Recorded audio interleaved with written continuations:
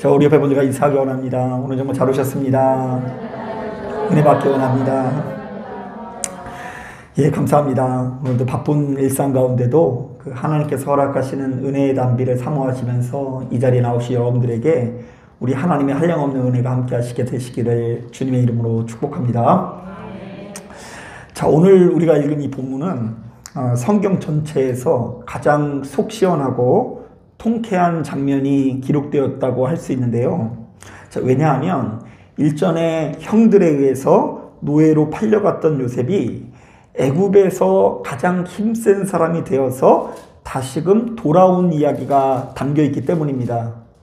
자, 그래서 이 놀란 형들이 얼마나 이렇게 쫄았는지, 이렇게 동생이 와가지고 무슨 이야기를 하는데도 말을 못하는 거예요. 왜 말을 못하는 줄 아세요? 지은 죄가 있기 때문입니다. 자, 그래서 이제 갔다부터 말도 못하고 바싹 얼어 있는데요. 자, 그 가운데 이 성공한 요셉이 이 떵떵 벗은 모습을 보니까 오늘 이 말씀을 묵상하는 우리들은 이 괜시리 통쾌함을 느낄 수도 있을 것 같습니다. 사실 그동안 요셉이라는 사람이 어린 나이에 얼마나 고생이 많으셨습니까? 이게 좀 말이 이상한데요. 얼마나 아는 사람 같죠?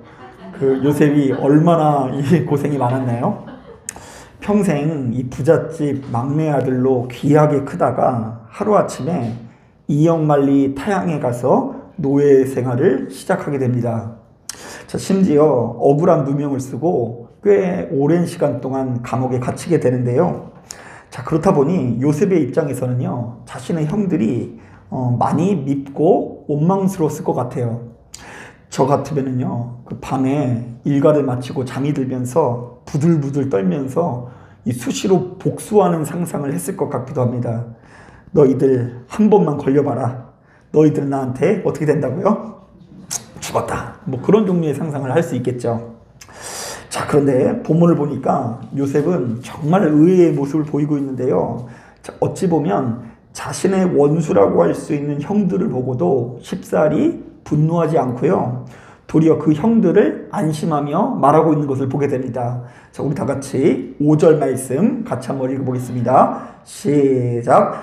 당신들이 나를 이곳에 팔았다고 해서 근심하지 마소서. 한탄하지 마소서. 하나님이 생명을 구원하시려고 나를 당신들보다 먼저 보내셨나이다.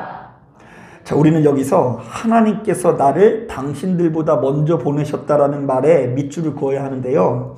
자, 요셉은 거듭해서 자신의 형들에게 바로 이것을 강조하며 말하고 있어요. 자, 우리 계속해서 말씀 읽어볼게요. 7절, 8절도 한번 꼼꼼히 읽어보겠습니다. 시작. 하나님이 큰 구원으로 당신들의 생명을 보존하고 당신들의 후손을 세상에 두시려고 나를 당신들보다 먼저 보내셨나니 그런즉 나를 이리로 보낸 이는 당신들이 아니요 하나님이시라. 하나님이 나를 바로에게 아버지로 삼으시고 그 온 집의 주로 삼으시며 애굽 온 땅의 통치자로 삼으셨나이다. 자, 이번에도 비슷한 이야기가 담겨있죠. 나를 이 애굽에 보내신 것은 형님들이 아니라 우리 하나님이라고 하는데요. 자신이 이렇게 멀리 떨어진 애굽에 와서 결국에는 총리까지 된 것은 결단코 우연이 아니며 우리 하나님의 작품 중의 작품이라는 이야기를 하는 것입니다. 자, 저는 바로 이것이야말로 모든 믿음의 백성들이 가지고 있어야 되는 믿음의 진수라고 생각하는데요. 자, 하나님을 믿는 우리들은요, 반드시 나를 여기까지 인도하시는 분이 하나님이시며 우리의 인생이 하나님의 장중 가운데 있다라는 믿음을 가지고 있어야 될 줄로 믿습니다. 자, 왜냐하면 우리가 바로 이러한 믿음을 가질 때에 우리 앞에 놓여져 있는 무수히 많은 역경을 이길 수 있고요, 우리 앞에 있는 원수를 우리의 마음으로 품을 수가 있고, 또한 우리가 이룬 여러 가지 성취들 앞에서 내가 아닌 하나님께서 이루신 것이라는 고백을 하면서 보다 겸손한 마음을 간직할 수가 있기 때문입니다. 저도 역시 부족하게나마 시간이 지날수록 제 안에 이러한 믿음의 고백이 조금씩 연그러 가는 것 같은데요. 자, 제 안에 하나님께서 나를 인도하사 나의 발걸음을 인도하신다라는 믿음이 조금씩 자리 잡게 되는 것을 느낄 수가 있습니다. 자, 말씀을 준비하면서 제일 먼저 생각이 나는 것은요, 제가 이 신학교를 처음 들어갔을 때의 풍경입니다. 사실 저는 당진 출신인지라 이 당진에서 태어난 것은 아닌데 초중고등학교를 나왔거든요. 자, 그래서 이제 서울에서 학교를 다니기 위해서 기숙사에 지원을 하는데요. 하필이면 그때 너무나 짓궂은 선배들과 방을 쓰게 되었습니다. 자, 왜냐하면 이분들이 저희 학교에서 유명한 운동권 선배였거든요. 그 어느 학교나 대학교에는 이제 운동권 세력들이 있지 않습니까? 자, 그래서 운동권 선배들이 있다 보니까 이분은 막 데모도 되게 열심히 하고요. 데모하다 보면 스트레스 받아요, 안 받아요? 안 해보셔서 모르겠죠? 스트레스 받으니까 밤만 되면 집에서 술잔치를 벌리는 거예요. 기숙사 방 안에서. 자, 그리고 하루는 그 기숙사 방 안에서 잠을 자다가 뭔가 답답한 마음에 눈을 떠보니까 제 주변에 하얀 구름이 이렇게 뭉게뭉게 피어오르는 것입니다.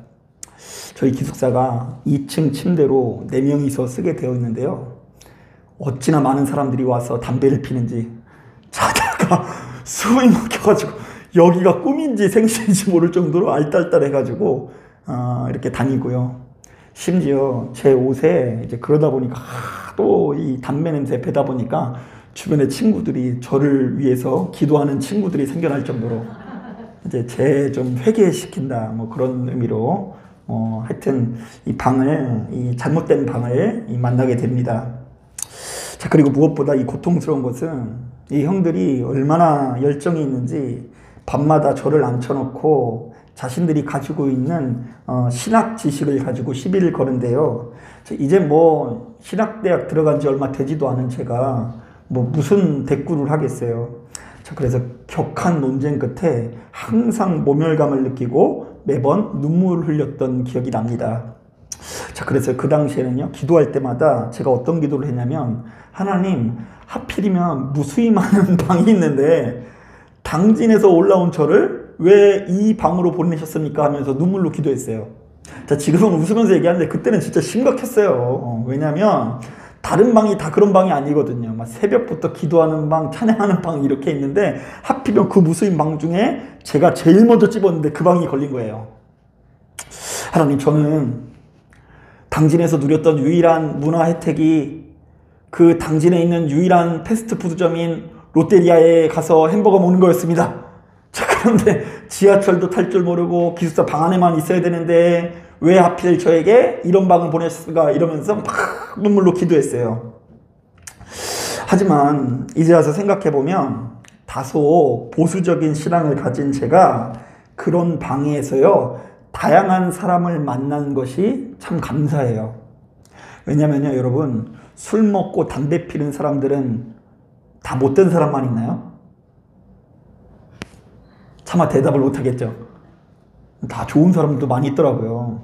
막 굉장히 짓궂고 못된 형인 줄 알았는데 오래 경험을 하다 보니까 뭐 겉으로 신실해 보이는 다른 형들보다 훨씬 더 좋은 형들이라는 걸 발견하면서 마음을 열게 되고요.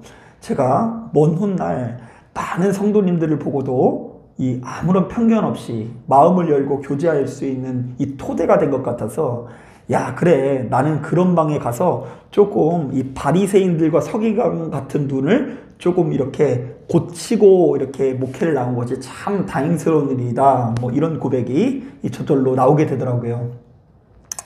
그런가 하면 제가 무려 120년이 넘는 전통을 가진 교회에서 오랫동안 사역을 했는데요. 당시에는 바로 이런 저의 선택이 여러모로 아쉬움이 남았었습니다. 자, 왜냐하면 일단 그 교회가 열광적인 분위기가 아니라 다소 엄숙한 분위기의 교회거든요. 그래서 나의 기도줄이 왠지 막히는 듯한 그런 느낌이 좀 받았습니다. 그 새벽 예배 때 가가지고 막 통성을 기도하면 다른 교인들이 아무도 기도 안 하고 누구 기도 소리만 듣고 있어요. 제 기도 소리를 너무 다 듣고 있는 거예요. 그래가지고 막 제가 막 어려운 거 가지고 이렇게 막 기도를 하면요, 새벽 기도 끝나면 성도들이 얘기를 해요. 아유, 많이 힘들었냐고.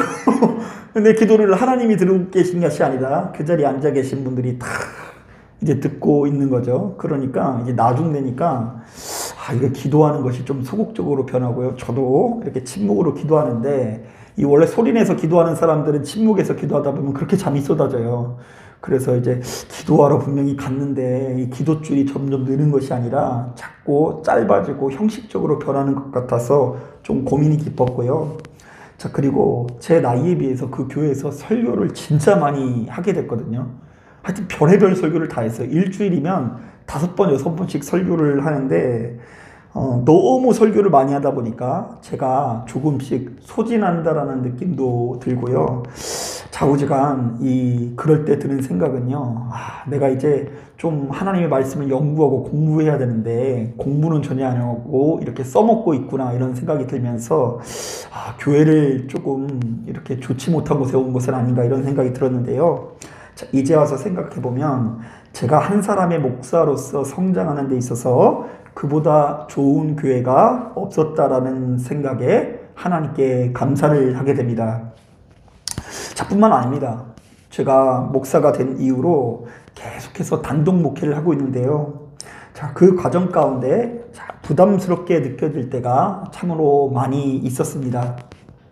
나는 모든 면에서 설이 있고 부족한 사람인데, 자, 이렇게 대단한 성도님들 앞에서 어떤 영적인 지도자 역할을, 영적인 지도자 행세를 한다라는 것이 우리 성도님들 앞에 면목이 없기도 하고요. 자, 그렇다 보니 어떤 때는 쥐구멍이라도 있으면 숨고 싶고 도망가고 싶을 때가 찾아오곤 합니다. 자, 하나님, 우리 성도님 복을 받도록 인도하여 주시옵소서. 좀 아멘 해주시면 안 됩니까? 이렇게 박자가 쿵짝쿵짝 맞아야 됩니다. 제가 이제 인도하여 주시옵소서 이랬는데, 막 그런 일이 벌쳐지면 막 뛸 듯이 기쁘지만 뭔가 좀 좋지 못한 일이 일어나면요, 그 희노애락을 이 목사랑 같이 하게 되는 거예요. 기뻐도 같이 기쁘고 슬퍼도 어떻다고요? 같이 슬퍼하는 것이 신앙생활입니다. 하지만 한편으로는 바로 그렇기 때문에 제가 더 이상 물러날 겨를 없이 우리 하나님의 마음으로 붙들고 의지하는 법을 좀 배우고 있는 것 같아서 너무나 감사한 마음이 들었습니다. 그 사람이 알 수 없는 고독과 그 어깨에 놓여져 있는 무거운 마음이 들 때마다 내가 그래도 하나님을 붙들고 의지하는 법을 배우는 것 같아서 지금 이 길로 인도하시는 분이 바로 우리 하나님이시라는 고백이 저절로 나온다는 것이죠. 자, 그리고 마침내 이러한 경험들이 축적되면서 아직도 너무나 연약하고 미약하지만 그래도 한 가지 믿음의 고백이 수시로 나오게 됩니다. 하나님, 나를 여기까지 인도하신 분이 하나님이시며 나의 인생에 우연인 줄 알았던 모든 발걸음을 주께서 인도하신 것을 내가 알고 있습니다. 그리고 앞으로 나의 모든 인생을 하나님께서 다스리시고 주관하실 것을 믿습니다. 자, 그래서 요즘에는 그런 눈으로 보니까 얼마나 감사한 것이 많은지 모릅니다. 교회가 안산에 있다가 시흥에 온 것도 얼마나 감사한 일인지, 비록 이전하는 과정에서 먼지 구덩이 있으면서 참 불편하고 어려운 것 투성이었지만 이제 와서 생각해 볼 때 여기 왔으니까 우리 박향옥 집사님처럼 세계적인 성도님을 만난 것 아닙니까? 우리가 이곳에 와서 조순의 권사님처럼 세계적인 권사님을 만나게 된 줄로 믿습니다. 그러니까 이 모든 것들이 하나님의 작품이라는 거예요. 또한 한동안 이 교회에 와서 이상하게 하나님께서 교회는 이전시켜 주셨는데 사택 문제가 해결되지 않아서 제가 안산 맨 끄트머리에 있는 월피동에서 1년 동안 이 정왕동으로 새벽 예배를 다녔거든요. 자, 그런데 오는 것은 쏜살같이 올 수 있는데 가는 길에는 그냥 시화공단 가는 길에 꽉 막혀가지고 어찌나 막히는지 아침부터 교통체증에 1년 동안 이렇게 시달리다 보니까 자, 그게 너무나 고단하고 빨리 응답이 오지 않는 것 같아서 힘겨웠는데요. 막상 그렇게 1년 동안 다니다가 이사를 오니까 지금 살고 있는 사택이 얼마나 감사한지 모릅니다. 왜요? 넓어서, 쾌적해서 이게 아니라요. 교회랑 어떻게 되세요? 가까워서. 여러분, 우리 교회에서 제일 교회에서 가까운 데 사는 사람이 어딘 줄 아세요? 최우 목사가 복이 있는 줄로 믿습니다.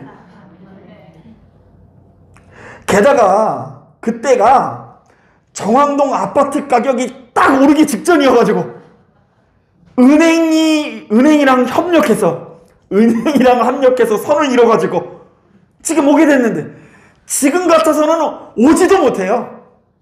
딱 하나님께서 내가 결정적인 타이밍에 감당할 수 있을 때 저를 보내주셨다는 생각에, 그 응답의 타이밍이 그 당시에는 몰랐는데 절묘한 타이밍이라는 것을요 확신하게 됩니다. 우리는 응답이 지체되고 늦게 오는 것 같으면 자꾸 하나님께서 나와 함께 하시지 않는 것처럼 느껴질지 모르겠으나, 우리는 믿음으로 고백할 수 있어야 될 줄로 믿습니다. 여기까지 인도하시는 하나님께서 앞으로 우리의 모든 인생을 함께하여 주실 것이다. 둘풀마저 먹이시고 입히시는 하나님께서 나의 인생을 반드시 책임져 주실 것이다. 그래서 앞으로도 우리 앞에 여러 가지 장애물이 찾아온다고 할지라도 수시로 눈앞에 보여지는 것에 지배당하지 말고 이렇게 고백해야 됩니다. 여기까지 인도하신 분이 하나님이시고, 여기까지 인도하셨듯이 나의 인생의 모든 발걸음을 주께서 인도해 주실 것이다. 자, 그런데 이것은 나의 인생이 승승장구하고 잘 풀릴 때만 할 수 있는 고백이 아니면, 나의 인생에 설령 불편하고 어려운 일이 다가올지라도, 나의 인생에 어떤 역경과 괴로움이 다가올지라도, 이 모든 과정 가운데 사실은 우리 하나님의 계획하심이 있고 주께서 나와 함께 하신다는 것을 반드시 믿어야 되는 것입니다.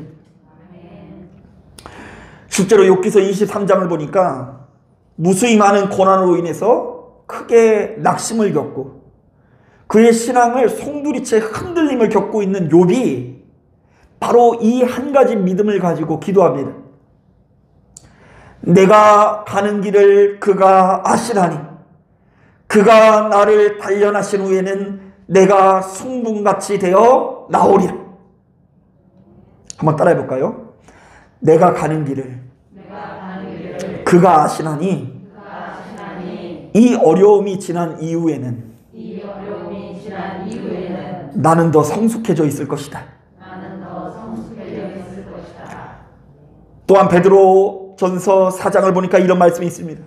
사랑하는 자들아, 너희를 연단하려고 오는 불시험을 이상한 일 당하는 것 같이 이상히 여기지 말고 오히려 너희가 그리스도의 고난에 참여하는 것으로 즐거워하라. 이게 뭐예요? 우리에게 여러 가지 고난이 찾아올지라도 나를 향한 하나님의 사랑과 은혜는 변함이 없으시다라는 것입니다. 때문에 우리는 바로 이러한 고난 중에도 더 나은 모습으로 성장해 나갈 것을 이 성경이 우리에게 증언하고 있어요. 그런데 오늘 우리가 읽은 이 본문에 나오는 요셉이야말로 바로 그런 사람이었다라고 고백되고 있는 것입니다. 그는 보여지는 상황에 지배당하지 않고 오직 믿음에 이끌린 삶을 살았기 때문에 지금 눈앞에 펼쳐진 무수히 많은 어둠을 뚫고 비로소 생명을 누릴 수 있었던 것입니다. 자, 그런데 이것이 정말 생각보다 쉽지 않은 이유는, 자, 그동안 요셉이 겪은 고난과 괴로움이 너무나 크기 때문입니다. 또한 그의 10년 가운데 너무나 큰 억울함이 있고 너무나 큰 원통함이 있었기 때문에 믿음대로 살아가기가 어려웠다라는 이야기를 하는 거예요. 여러분, 사람인 본디 육신의 존재인지라 눈에 보이지 않는 하나님의 계획하심을 바라보기보다 눈앞에 보이는 사람의 지배당하기 마련입니다. 그래서 제가 항상 말씀드리지만 우리들은 항시 하나님 때문이 아니라 사람 때문에 울고 웃는 존재입니다. 자, 그래서 수시로 사람을 향한 감정이 왔다 갔다 함으로 인해서 우리들이 천국과 지옥을 넘나들기 마련인 것이죠.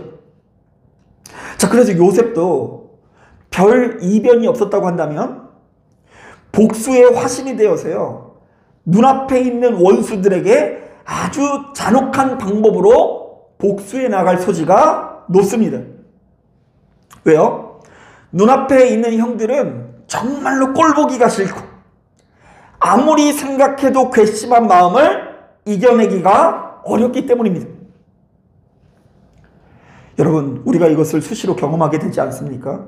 여러분, 왕년에 우리 주변에 있는 누군가를 미워해 본 적이 있으십니까? 아닌 것처럼 이렇게 하시는데 누군가를 미워해 보신 분들은 아실 거예요. 여러분, 눈앞에 있을 때도 하지만요, 그 괘씸한 사람을 뒤로하고 집에 가서 자려고 생각하면 괘씸한 일들이 자꾸 더 생각이 나야 안 나요? 나지 않나요? 생각에 꼬리에 꼬리를 물고 그때 내가 왜 이 말로 반격하지 못했을까? 억울하고 원통한 마음이 들게 될 수 있죠. 자, 그래서 밤새 준비를 하게 됩니다. 다음날 내가 딱 마주치면 그 사람이 딱 하면 내가 어떻게 하겠다고요? 딱 하면서 반격을 하겠다고 나름대로 계획을 세워놓게 됩니다.